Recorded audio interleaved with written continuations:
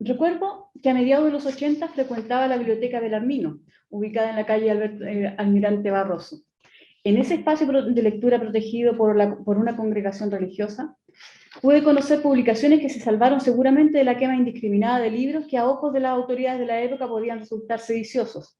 Ahí conocí y leí varios libros memorables, entre ellos La historia del movimiento obrero, escrita por Julio César Llobet, y otro que también hablaba del mismo tema de Ramírez Necochea. En ello conocí cómo se fueron organizando los trabajadores y la fuerza que fueron desarrollando como clase a través de los años, pasando por los diversos gobiernos democráticos y algunas dictaduras, el surgimiento de la CPC, la FOCH, la CGT, hasta llegar a la primera CUT, con Clotario Bres. En esos libros pude conocer la fuerza que logra la clase obrera organizada y cómo su poder fue aumentando en la medida que fue siendo consciente que la fuerza se la daba a lo colectivo. Las trabajadoras y trabajadores de antaño fueron ganando espacio y derechos, se hicieron notar en los gobiernos del Frente Popular. Sus organizaciones presionaron fuerte durante el gobierno demócrata cristiano de Eduardo Frei. Estiraron un programa de gobierno que, visto desde nuestro presente, sería hasta revolucionario. Llegaron a alcanzar su punto máximo de organización y claridad bajo la unidad popular con un empoderamiento nunca antes visto. A tal punto que la clase privilegiada sintió miedo y supo que debía cortar de raíz las ínfulas de las y los trabajadores, que creyeron que tenían un gobierno. El golpe fue para terminar con ese poder. No fue en abstracto, tenía un objetivo claro: acabar con esa clase trabajadora empoderada, esa conciencia de clase que los hacía invencibles. Fueron cientos los dirigentes sindicales y de organizaciones agrarias asesinados o hechos desaparecer durante el golpe de Estado. Algunas fábricas hoy en desuso muestran los agujeros de balas que descargaron los oficiales de la dictadura para reprimir a las y los trabajadores en ese tiempo. Pero no bastó la represión descarnada. Fue necesario un plan laboral que cercenó todo lo avanzado en derechos laborales y una constitución que circunscribía el accionar de los sindicatos a la empresa. Les negaba el derecho a negociación ramal y reducía la huelga a su expresión más inofensiva. Este ataque a las y los trabajadores organizados fue perfeccionado durante los gobiernos de la concertación, los que, lejos de recuperar los derechos conculcados, fueron profundizando el sistema neoliberal, debilitando la organización sindical y corrompiendo a los dirigentes corrompibles. Hoy los trabajadores sindicalizados alcanzan apenas 1.242.000 personas, organizadas en 12.355 sindicatos, estas cifras entregadas hace poco por la Dirección del Trabajo. Una pequeña fracción de las y los trabajadoras y trabajadores activos en el país, la mayoría segmentados en empresas subcontratistas. Hace poco, una entrevista al economista José Gabriel Palma en este mismo programa señaló que en Chile el 10% más rico tiene 3 veces más que el 40% de la población más pobre. Una brecha gigantesca. Cabe hacerse la pregunta: ¿cuánta responsabilidad tiene la baja sindicalización y de organización de las y los trabajadores en este abismo gigantesco de desigualdad de ingreso en el país? El borrador de la nueva Constitución viene con un articulado en materia de derechos materia del derecho al trabajo potencialmente auspicioso, devolviendo derechos a la clase trabajadora que le fueron conculcados durante todos estos años. La Constitución dice en parte de su articulado: la Constitución asegura a trabajadoras y trabajadores tanto del sector público como del privado el derecho a la libertad sindical. Este derecho comprende el derecho a la sindicalización, a la negociación colectiva en sus distintos niveles y a la huelga. Muchos de las y los trabajadores desconocen su poder como clase organizada, porque nunca lo han sentido. Han sido aplastados cada vez que se han levantado bajo las actuales normativas. Un primer paso para ir recuperando este poder es aprobar la nueva Constitución el 4 de septiembre, para comenzar a despertar a este gigante dormido. La clase trabajadora organizada y empoderada puede devolverle la dignidad a este país. ¿Cómo estás, Miriam Campuzano? Estamos en un nuevo programa de debate social, esta vez sin nuestro conductor titular, Luis Mesina, que se va a tomar unas cuantas semanas, va a estar fuera del país, así que vamos a estar nosotras aquí en este espacio. ¿Cómo estás, Miriam? Muy bien, gracias. Merecido descanso de nuestro compañero tremendo dirigente Luis Mesina, así que, bueno, sacaremos aquí la pega juntas, un agrado trabajar Anita, contigo, eres nuestra editora, ahora vas a ser compañera directora, se le hace a todo en este programa que es importante. En este programa que viene del mundo del trabajo y que es el tema de hoy, que lo hacemos este puñado de trabajadoras, trabajadores, buscando mejoras para nuestro sector. Sin duda que el trabajo debe tener un pronunciamiento relevante por su importancia en la nueva Constitución, debe ser reconocido como un principio constitutivo del Estado de Derecho, del valor del trabajo y de su protección, la igualdad, la no discriminación y la valoración social del trabajo asalariado en el productivo. Concordando con lo que hablaba Ana, los trabajadores hemos sido sistemáticamente despolitizados, individualizados, el ráscate por las propias uñas que se ha instalado en este más de 40 años del modelo neoliberal, con una nueva mayoría que se encargó también de cimentar esas bases, han hecho que cada uno piense en su metro cuadrado, y por eso es que hay cierta desintonía con los sindicatos, con la gremial, con esto de que juntos somos más fuertes, que somos una fortaleza en actuar, y se nos abre una pequeña esperanza en uno de los escalones hacia unas leyes laborales que realmente protejan al trabajador y no al empresario. Claro. No, están todas las apuestas hechas en que esto podría, es potencial, o sea, no es nada garantizado, tenemos que seguir activos, organizándonos, porque ya el articulado está en el borrador de la nueva Constitución. Como decía en la reflexión, es bastante auspicioso, porque devuelve, digamos, derechos que le fueron quitados durante estos 40 y tantos años. Pero todo depende de que sigamos empujando, porque sabemos que la Constitución, o sea, primero aprobar, digamos, damos por sentado que existe, que hay que aprobar, porque no nos podemos quedar con lo que había, ya hay que aprobar la nueva Constitución, pero luego tenemos que seguir organizados y seguir presionando hacia el Congreso, porque finalmente el Congreso va a ser el que va a tener el encargado de legislar cada uno de los aspectos que van a salir de la Constitución. Ya, se le dejó mucho espacio al Congreso, es uno de los... eso de un poco de los... Sí, de los análisis de abogados laboralistas recalcan mucho eso.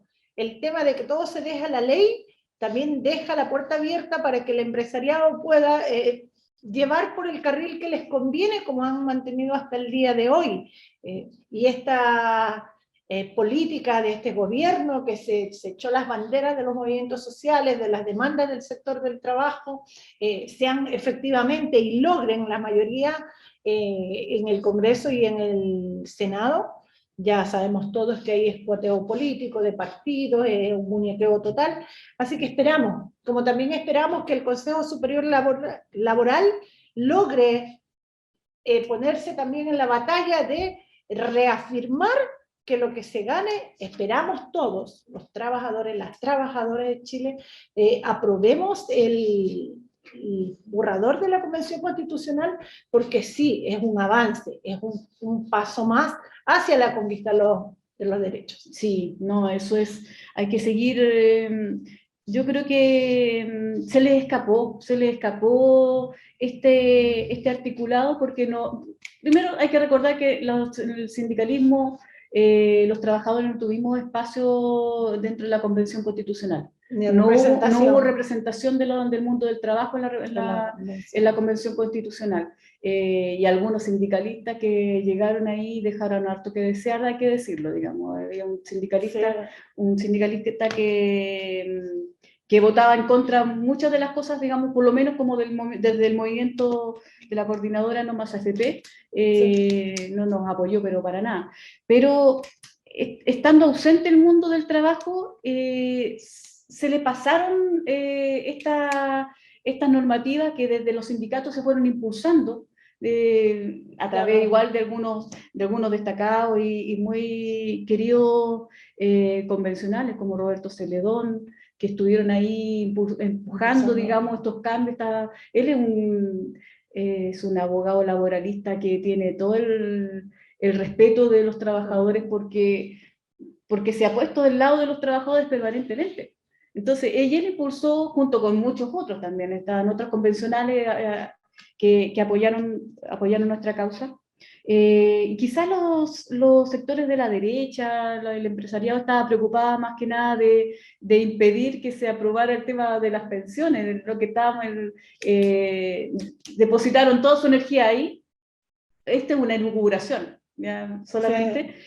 Y se le escapó el que se le estaba escapando esto de entregarle más poder a los trabajadores. O sea, potencialmente, entonces hay que insistir, digamos, potencialmente podría devolverle a los trabajadores su capacidad organizativa, su capacidad de negociación a través de la huelga, sin esta letra chica que se había puesto con los servicios mínimos, con una serie de restricciones que se instaló anteriormente.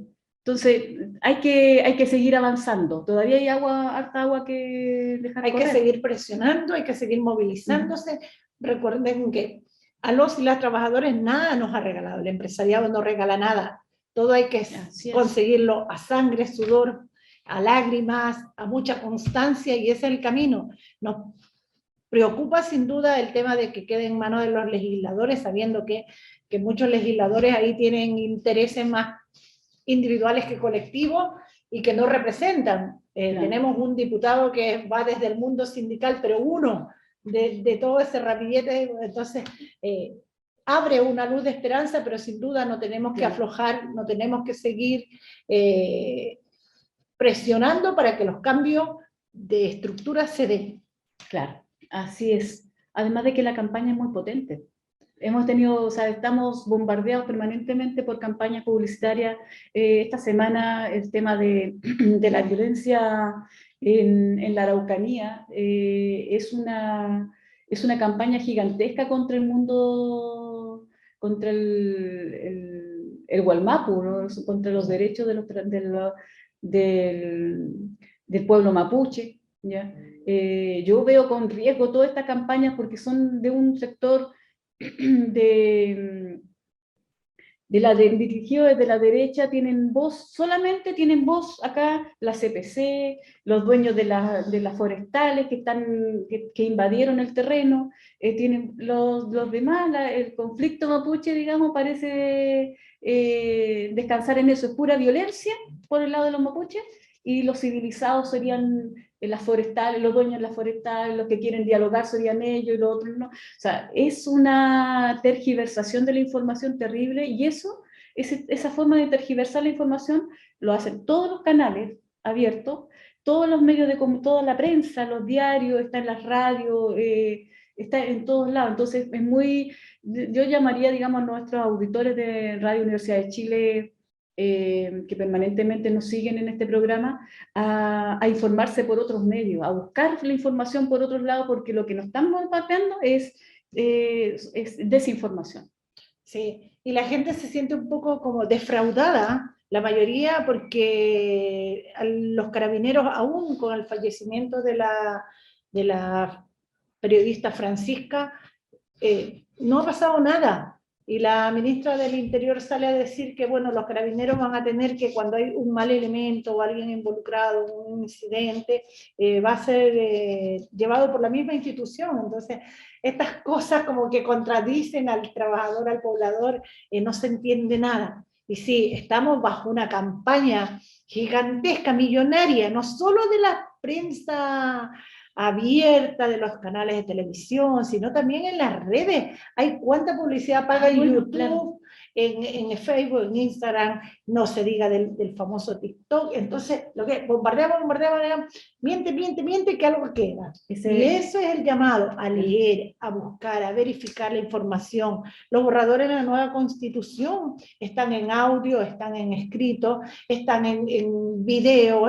Entonces, es fácil leer y contrarrestar y decir cuándo te están engañando y cuándo te están diciendo la verdad. No se trata de izquierdas ni de derecha. Se trata de que el país avance avance para las mayorías, no para este pequeño sector. Recuperar derechos, esa es la consigna, hay que recuperar derechos. Y bueno, escuchar Radio Universidad de Chile es también la forma, digamos, de contrarrestar todo este bombardeo de desinformación a través de que están haciendo los poderosos. Así que, bueno, Miriam, vamos a ir a una pausa comercial con música y volvemos después con un entrevistado para seguir hablando sobre trabajo. Así que los dejamos, esperen un ratito. Estamos de vuelta en nuestro programa Debate Social, en esta segunda parte, en la Radio Universidad de Chile, recordándoles que pueden volver a ver y escuchar estos programas en @canal.social.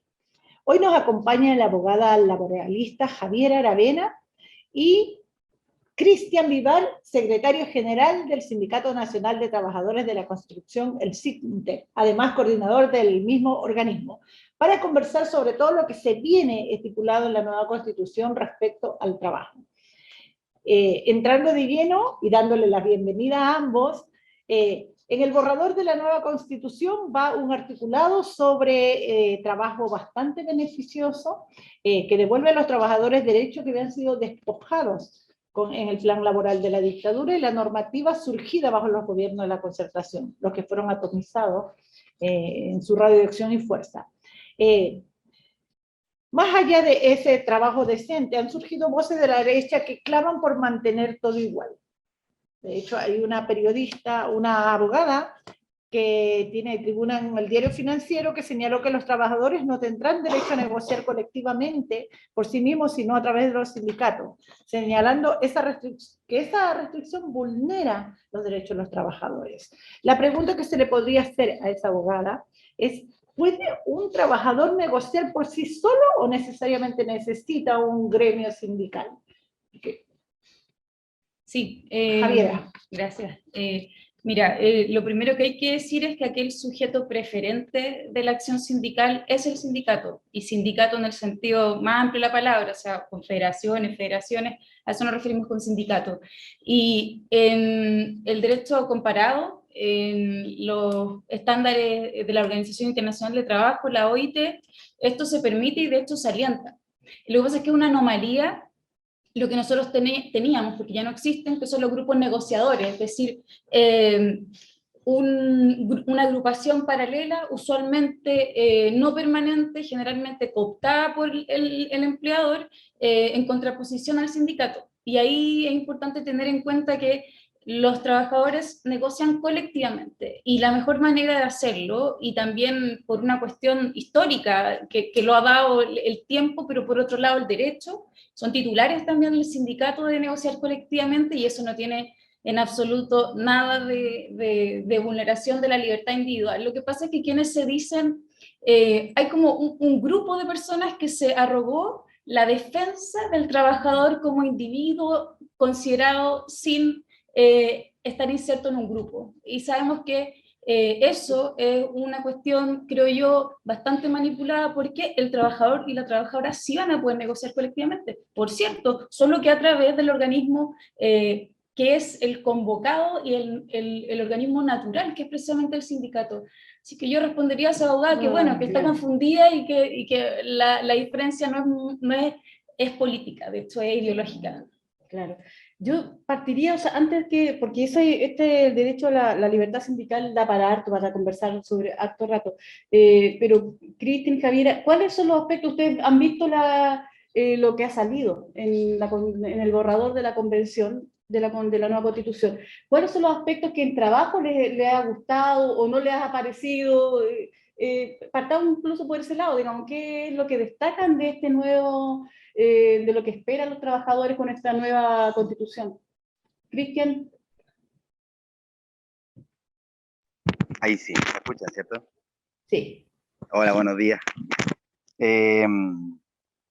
Mira, en realidad el tema el análisis nosotros que hemos tenido internamente como organización sindical, y este análisis guarda principalmente relación con las diferentes conversaciones que tenemos a través de las asambleas territoriales por base, desde Arica hasta Punta Arenas, Entonces, como que hay bastante que se ha dado como a discutir con respecto a este tema, pero que en realidad se ha enmarcado bastante en el común, ¿cierto?, de los trabajadores y de las trabajadoras, se ha enmarcado bastante en el cueteo de información que entregan los medios tradicionales, ¿cierto? Entonces, se explican o se muestran ciertos elementos más bien como del show que se ha generado alrededor de todo lo que se ha dado en la discusión. Por tanto, el contenido, ¿cierto?, en lo inmediato, en lo interior y en lo que perspectiva para poder desarrollar no se entiende muy bien en términos generales. Digo esto, ¿por qué? Porque la bajada de una u otra manera de lo que quedó escrito, de lo que está escrito dentro del borrador, es una perspectiva súper amplia, pues efectivamente hay un campo de acción muy amplio y que guarda relación y que pone de una u otra manera en tensión la musculatura de cada una de las organizaciones sindicales organizadas hasta ahora, como va a poder de una u otra manera desarrollar ese campo amplio, ¿cierto?, de acción en dos líneas. Uno, en lo que tiene que ver como con la recomposición orgánica, ¿cierto?, desde el mundo de las y los trabajadores, a través de fortificar sus organizaciones sindicales, y por otra parte, el cómo nosotros influimos con esa misma fuerza en que las legislaciones no terminen siendo una cuestión de discusión parlamentaria, de cueteo de partidos, ¿cierto?, y sea un ejercicio real de la gente organizada en función de la defensa de ciertos derechos que efectivamente, como lo decían ahí en la introducción, han sido despojados desde hace ya décadas. Con respecto al tema del cómo nos enfrentamos a esta pregunta, por ejemplo, que hacía la compañera con respecto al tema legal, cómo nos enfrentamos a eso, es un enfrentamiento ideológico, es así de simple. O sea, la abogada no está equivocada, la abogada de derecha, ella defiende un sentido, y el sentido es el derecho individual que no existe. Y tampoco existe el derecho colectivo. Entonces, de una u otra manera, toda la relación laboral asimétrica, ¿cierto?, entre un trabajador y el empleador, se supone que está resguardada por un derecho individual que no existe. Por tanto, es innecesario el derecho colectivo, es muy como la derecha en Europa, ¿no? Esa lógica, ¿cierto?, del cómo se ejerce el derecho. Entonces, lo que planteamos nosotros primero es que efectivamente hay un campo de acción importante, hay que de una u otra manera entregarlo, la comunicación tiene que ser bajada dentro del lenguaje en lo que podemos y no podemos hacer y cuáles son los desafíos como organizaciones de cara a que se apruebe este borrador o no se apruebe. Y en esos términos nosotros pensamos que efectivamente sí se va a aprobar una cuestión de un mínimo ético, y lo hemos visto en la patronal está de acuerdo en aprobar, porque sabe que de una u otra manera hay un segundo o tercer momento que todavía está en disputa y que efectivamente va a ser crucial en términos de lo que pueda pasar de aquí a 40 años más. Eso como en términos generales. Estamos hablando en realidad de la posibilidad de que esto cambie, porque tenemos una legislación que totalmente, lo que plantea eso de, estamos casi los trabajadores regidos por un derecho civil, casi civilista, digamos, ¿no? Esta es la idea de que tú tienes la capacidad de negociar, cada uno tiene la capacidad de negociar con el empleador, es como lo que se dio en esta ley de protección al empleo durante la pandemia, donde el empleador daban la posibilidad como que uno a uno podían negociar y que el empleador era alguien como estaba a tu mismo nivel, no era, o los trabajadores estaban al mismo nivel de los empleadores y tenían capacidad de poner sus puntos. Eso estamos como pensando a futuro, digamos, pero lo que planteaba Cristian, Javiera, lo que salió de la convención, ¿tiene que pasar por algún proceso en el Congreso? ¿Qué tipo de procesos van a tener que vivir estos derechos que te devuelven algunas posibilidades como la huelga, como distintas áreas? ¿Qué tipo de proceso va a tener que pasar por el Congreso? Sí. ¿Puedo responder antes Sí, a la primera pregunta todo, que hiciste? Gracias. Todo, sí. Mira, lo que pasa es que ni siquiera en términos civiles, porque los términos civiles suponen igualdad entre partes. Y sabemos que el poder de los trabajadores y trabajadoras es el poder colectivo. Esa es la manera en que ejercen poder. Como bien decía Cristian, la simetría individualmente es total. Los contratos de trabajo son de adhesión, nadie negocia su contrato y van y lo firman. El trabajador y trabajadora necesita laborar, es su única fuente de ingresos, es lo único que tienen, su cuerpo y su trabajo. Claro. Entonces, la Constitución de 1980, hoy vigente, es interesante este punto, en materia de derecho colectivo no ha sido reformada en lo más mínimo, unos cambios que eran la persecución punible de los dirigentes sindicales por tener actividad político-partista, esa cuestión que ya no se sostenía en democracia, en transición a la democracia, pero es la negación de la libertad sindical. Es eso, y tenemos por otro lado un texto de la propuesta nueva Constitución que en materia de libertad sindical, que a lo que yo me voy a referir, es innovadora, está acorde con los estándares internacionales, y ahí el ideal como regulativo, o sea, como la norma es la autonomía sindical. Por eso la huelga, los intereses van a ser definidos por la y los trabajadores. Los intereses me refiero a las razones por las que ejercen la huelga. Y eso es súper interesante, y además es un derecho en el mundo. O sea, ¿por qué los trabajadores tienen que ejercer la huelga en una negociación colectiva que está arreglada y que además es al final? Y los trabajadores ni siquiera dicen que sí o no a la huelga, dicen sí o aceptan la oferta del último empleador. Entonces, claro, es una inversión y está en la antípoda de lo que tenemos hoy, porque lo que tenemos hoy es precario. No solo es precario, es la negación de la libertad sindical. Entonces tú ahora tienes muy rápidamente tienes la consagración del derecho a la sindicalización de parte de trabajadores públicos y privados, todos los derechos, trabajadores públicos y privados, en donde en la sindicalización se reconoce la acción sindical como máxima, en el sentido de la autonomía sindical. Se reconoce que la libertad sindical está compuesta de 3 derechos: sindicalización, negociación colectiva y huelga. En negociación colectiva el cambio es transformador. Se permite a los trabajadores escoger el nivel de negociación, y expresamente se dice que esto incluye la negociación ramal y sectorial, y no por nada se deja en la Constitución, porque sabemos la historia de la de los trabajadores. El despojo, como bien decía Miriam, de los derechos colectivos, parte y es reaccionario también de lo que significó la dictadura. Eran la y los trabajadores los que estaban acumulando poder, los que estaban negociando colectivamente a nivel ramal, un proceso que en todo caso fue desde el 68, 67 al 73, y miren lo que pasó. Entonces, claramente, este proyecto le da voz a los trabajadores, me refiero a esta propuesta, y en cuanto a huelga, bueno, se reconoce ampliamente. Lo más importante es que hoy día la huelga es pura prohibición.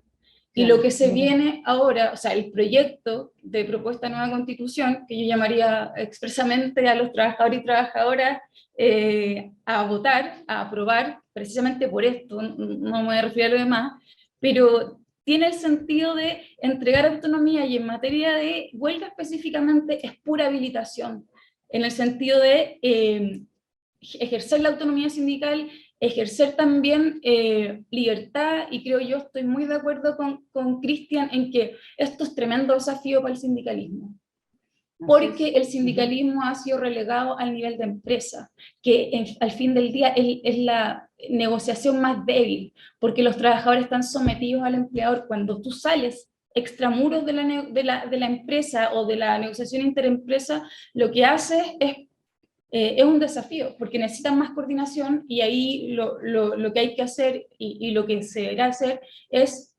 primero, legislar en base a los principios de la Constitución, que uno diría es la autonomía colectiva, es la libertad de los trabajadores, porque no tienen nada de eso, de poder.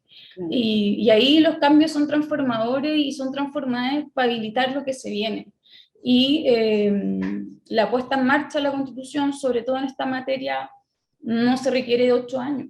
Con 2 años, o sea, con 2 años de aquí, de hecho, una propuesta de norma transitoria que sale en la Comisión de Derechos Fundamentales, es decir, esto en 2 años, porque se tienen que generar los procedimientos, y por cierto tiene que armonizarse el Código del Trabajo, que es otro gran tema. Claro, ese es el tema, hablar. Tú tenías una pregunta. La importancia de la libertad sindical y la promulgación, que es como los derechos de los trabajadores. Pero a nivel nacional, la sindicalización está muy baja.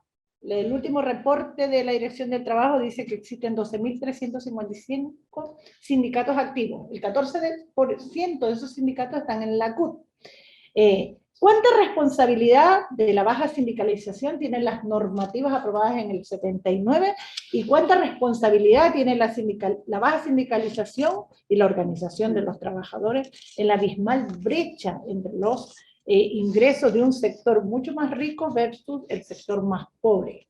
Para Cristian empiece y luego para Javi. Sí, me parece, claro. Su opinión. Sí, mira, en realidad el análisis que nosotros hacemos principalmente guarda relación con que hubo un cambio, hubo un pacto finales de los 80 que cambió el sentido, la orientación, ¿cierto?, de la organización sindical. La supeditó, tal como dice la compañera, la supeditó a la discusión, ¿cierto?, de negociación específicamente de una empresa pequeña. Se desmanteló la lógica industrial en Chile, por tanto ya no habían industrias gigantescas como Pizarreño, qué sé yo, como con estos sindicatos gigantes de 400, 600 operadores en una fábrica, que podríamos decir, claro, tenían algún nivel como de muñeca tal vez, ¿cierto?, con ese empleador, pero la diversificación económica, política y lo que hizo posteriormente, todo lo que la concertación fue construyendo, ¿cierto? Con sus contratos, ¿cierto? Con esta apertura total a los capitales extranjeros, también flexibilizaron varias cosas. Y ahí es donde efectivamente por así decirlo, el actor político sindical desapareció.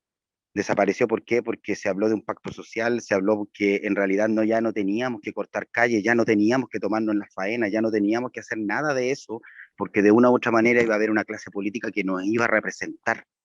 Ya nos iban a matar, pero ahora sí nos iban a representar. Por tanto, todo ese acumulativo de una u otra manera nos pone en el pie en el cual estamos ahora, que nosotros vemos como desafío, efectivamente, más allá de que se quede legislado o no. Mi pregunta o nuestra pregunta a la interna es cómo están los sectores para poder negociar ramalmente, por ejemplo, o el multinivel. De qué manera estamos dialogando para poder avanzar en cada uno de los detalles que cada uno de los sectores, por ejemplo, el sector comercio, que tiene una multiplicidad de sindicatos. Por ejemplo, el sector bancario, que tiene la posibilidad de poder estar un poco más ordenado, pero que tiene que plantearse de cara a una negociación que los involucre a todos y a todas a nivel nacional. Nosotros como organización sindical estamos trabajando principalmente en eso, en cómo hacemos que de una u otra manera se construya un mandato desde la gente, no solamente para poder redactar bien la ley, si aquí es el sentido. O sea, cuando hablábamos de que de una u otra manera se estaba discutiendo el sentido de una constitución o de un ordenamiento social, que es una nueva forma, un nuevo contrato, en este caso con el Estado y la institucionalidad, ¿qué hacemos las y los trabajadores ahí en ese nuevo contrato? ¿Cierto? Cuando se salió de la dictadura se habló de paz social y ya vemos lo que dejó 40 años después, ¿cierto? O 30 años después. Entonces, ahora, este nuevo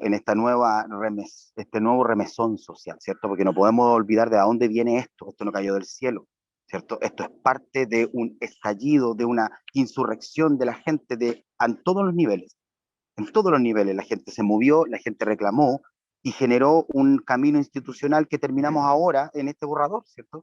Que de una u otra manera para varios sectores significa un avance, para nosotros como organización significa un desafío, porque en realidad hay que hacer carne lo que dice la letra.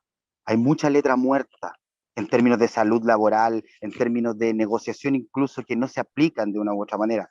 Nosotros como organización sindical y como sector productivo tuvimos un tarifado nacional incluso entrado la dictadura. Se mantuvo hasta el 79 aproximadamente. Hay de hecho en este mismo constitución existen una especie de meses tripartitas que podemos nosotros reactivar con el sector de la construcción, pero que de una u otra manera no se tiene el resorte porque tenemos que construir un actor desde el sector que pueda representarnos a todos. Entonces, dicho eso, efectivamente el desafío de una u otra manera es cambiar el sentido de la organización sindical. Si no tenemos representación, si no tenemos un mandato de las y los trabajadores que están todo el día en la riña, como decimos nosotros, ¿cierto?, en la pega, de una u otra manera va a quedar supeditado a un poder legislativo, se va a remitir en estricto rigor a una norma, ¿cierto?, pero que la aplicabilidad, ya sabemos, tenemos ahí una abogada laboralista y sabe cómo funcionan realmente los servicios de la inspección del trabajo, realmente cómo funcionan los decretos, cómo se legisla en función principalmente de decretos. porque en realidad la ley es tan amplia y es tan laxa que se puede interpretar desde cualquier punto de vista y casi siempre tiene una lógica empresarial, desde 1931 en adelante. Entonces, eso en términos generales. Bueno, arriba. Sí, yo igual quiero, es que está todo por hacer, o sea, a mí me genera bastante como los trabajadores, hay una baja, las cifras que planteaba Miriam, hay una baja sindicalización, la gente no siente la necesidad de sindicalizarse porque hasta el momento, digamos, no funcionaba tanto, o sea, no, había una baja, como se ha dicho, musculatura del movimiento sindical, las organizaciones funcionan a nivel de empresa, las empresas cada vez son más pequeñas, entonces es como complicado, como además de que tuvimos hace poco una reforma laboral con Bachelet, que perjudicó incluso el tema de la huelga, o sea, teníamos una cosa media rara, el tema, tenemos todavía, porque esto todavía está en funcionamiento, el tema de los servicios mínimos, que también generaba restricción, digamos, la falta del empoderamiento, o sea, cuando los trabajadores se sientan empoderados de que su fuerza junto con la del otro y la del otro tienen poder, van a tener otra posibilidad, digamos, no sé, pues yo creo que les va a hacer clic el tema de que pueden avanzar en derecho y en mucho, pero eso es tiempo. Sí, el tiempo. Mira, sí. ¿Cómo se hace eso? Sí, bueno, la Anita toca tremendo tema y bueno, Cristian temazos también. Lo que decía Miriam, claro, es la masa total de trabajadores sindicalizados en términos de cifras, de números, pero en la ENCLA del 2019, que salió el 2021, perdón, 6,3 de sindicalización con presencia en la empresa, 6,3. 6% de trabajadores cubiertos por negociación por instrumentos colectivos dentro de la empresa. Recordemos que la ENCLA, que es la encuesta nacional en materia laboral que hace la Dirección del Trabajo, no es una encuesta a el sindicalismo y las empresas, es una encuesta dirigida hacia la empresa. A la empresa que ojo, que también es importante, pero bueno, no quiero entrar en eso, pero desde la reforma laboral, bien decía la Anita, y también está en la ENCLA, disminuye la afiliación sindical, y las razones por las que se dan, dentro de las que se dan, de por qué no afiliarse a un sindicato, es lo que decía, o sea, es lo que decía la Anita, es porque no le reporta ningún beneficio pertenecer al sindicato, todo lo contrario, son tachados, son estigmatizados y finalmente dicen, pero ¿para qué me voy a sindicalizar? Porque además, ojo, si después me extienden el convenio colectivo, o sea, el contrato colectivo, ¿qué sentido tiene? Respecto a cómo nos organizamos para negociar sectorialmente, como lo que mencionaba Cristian, acá no se inventaría la rueda. Hay experiencias de las que se puede valer la legislación nacional en esa materia. Primero, ya sabemos que el principio, la máxima de autonomía sindical, que la negociación, que la huelga puede también pensarse en esos espacios, que la huelga no se puede prohibir, que la huelga tiene límites que son estrictísimos, que es todo lo contrario a lo que hay hoy día. Y bueno, ¿cómo negociamos sectorialmente? Mira, en Chile, como decía Cristian, había tarifado, y los tarifados funcionaron un poco tiempo y considerablemente mejoraron los salarios y ciertas condiciones materiales de los trabajadores. Y fue una experiencia corta y muy provechosa. Cuando uno dice, en Chile no hay tradición sindical, y sí, no la hay, porque bueno, durante 30 años no hubo nada, pero antes sí. Y un profesor, por ejemplo, Sergio Gamonal, propone que revivamos en este nuevo proceso de adecuación y de regulación, por primera vez después de muchos años de la negociación colectiva a nivel sectorial, es revivir los tarifados. ¿Cómo se funcionaba? Organismo tripartito, Estado, empleadores y representantes de y los trabajadores. Se puede hacer, hay experiencias. Quien negocia generalmente puede ser proporcional en relación a las organizaciones sindicales o sindicatos de nivel superior. O sea, hay alternativas. Lo que pasa es que aquí la labor de y los trabajadores es muy importante, porque no se trata de de rechazar como el derecho per se. O sea, el derecho puede ser habilitación del movimiento sindical, de la acción. La ley de sindicalización campesina es la muestra más grande de lo que implica cuando tú tienes leyes que favorecen a la de los trabajadores. Y aquí, para terminar respecto a esto, el sindicalismo es importantísimo porque no es solo un ejercicio de poder y es una cuestión también de democracia material. Y también deliberativa. Entonces, en esas discusiones legislativas, que por cierto muchas veces son entelequias, parecieran ser muy difíciles, bueno, precisamente hay personas que pueden y que podemos manifestar esto y explicar esto, pero por otro lado, los trabajadores tienen el desafío también de intentar incidir en eso. Y eso es el mayor desafío, que no estén legislando en cuatro paredes, que tengan que rendir cuentas, porque la de los trabajadores tienen que organizarse precisamente para tener agencia, para ser actores políticos. Y ahí, bueno... Es que ya hay experiencia, o sea, el tema de la negociación ramal, yo creo que igual Cristian con el Sintec, que tienen una forma de negociación, me parece que igual ustedes pueden tener, o sea, yo creo que todos los trabajadores, depende de la fuerza, los portuarios negocian ramal, podría llamarse una renegociación ramal eso, ¿no? Porque de hecho claro. tienen, Sí, mira, lo que pasa es que nosotros igual respondemos de una u otra manera a una estructura intermedia que está propuesta por la legislación, que son los sindicatos interempresas. El tema es que los sindicatos interempresas son el paso como posterior al grupo negociador, ¿cierto? Y que fue articulado principalmente por varios sectores de la minería y los subcontratos de la minería y en sectores principalmente de la obra civil, de construcción. Entonces, porque ahí per se hay una subcontratación en sí, porque hay especificación de algunas cosas, pero en realidad esa cuestión se ha usado para pagar en negro, se ha usado para evadir leyes, se ha usado para un sinfín de cuestiones.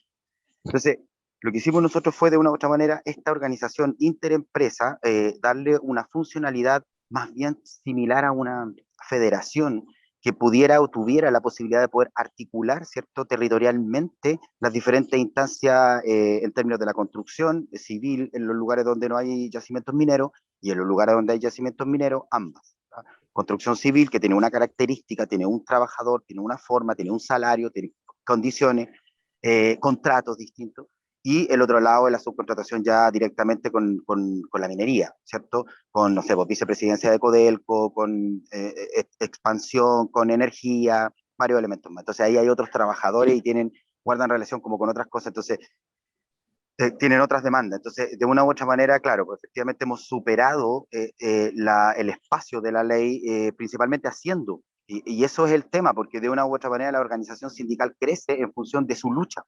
Si no hay lucha, no hay experiencia. Si no hay experiencia, por tanto, no hay comunicación con sus bases y termina siendo un espacio burocrático.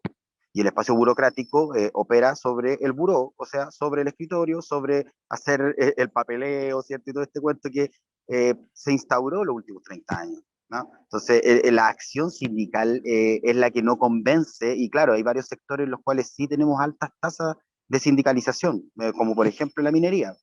Tenemos altas tasas de sindicalización, hay discusión, hay corrupción también dentro de los sindicatos, y eso es un tema y tenemos que enfrentarlo. ¿no? Fueron fomentadas y hay que erradicarlas. O sea, que fueron fomentadas, además de esta atomización de los sindicalismos, también a la patronal le interesa tener corrupción porque así genera este desincentivo, digamos. Y eso, en la medida en que los trabajadores se van sindicalizando, van entendiendo su presión, van ejerciendo presión, también se debería ir erradicando. Digamos, Exactamente.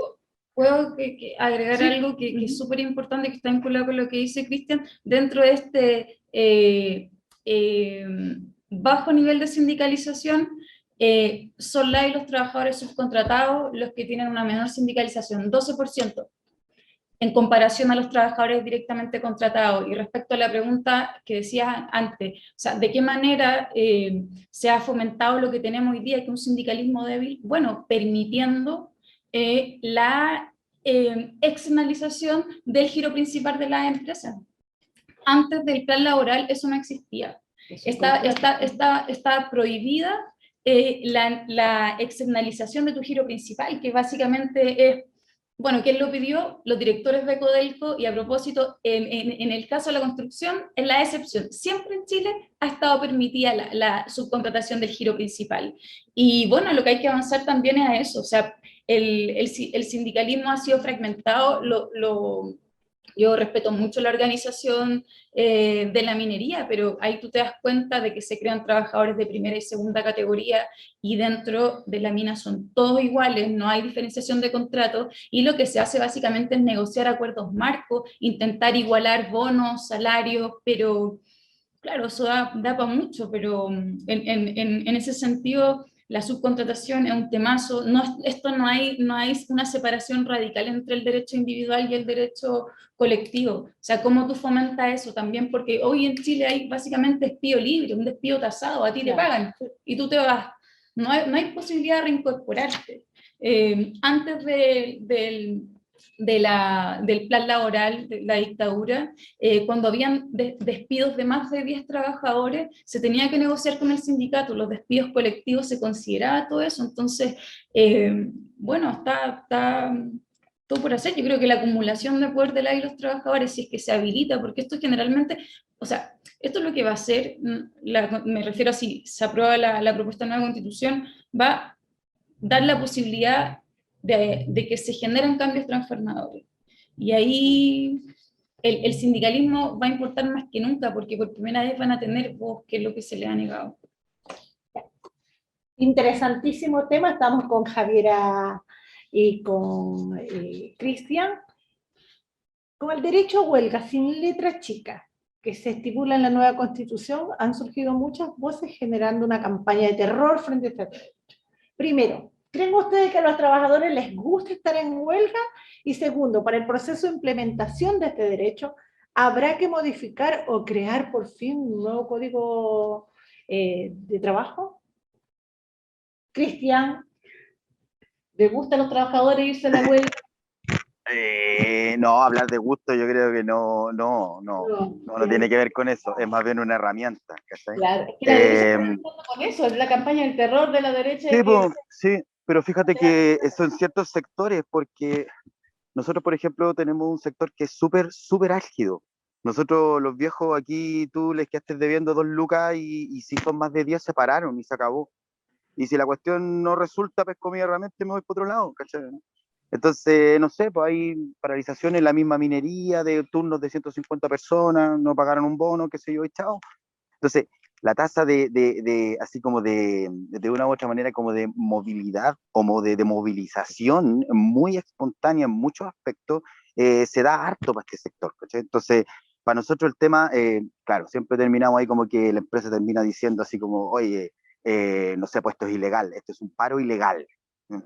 Ok, sí, pues, es un paro ilegal, efectivamente, sí, porque lo que tú también estás haciendo es algo ilegal. Entonces, entre ilegalidades, veamos qué es lo que resulta. Entonces, no hay ningún problema con eso.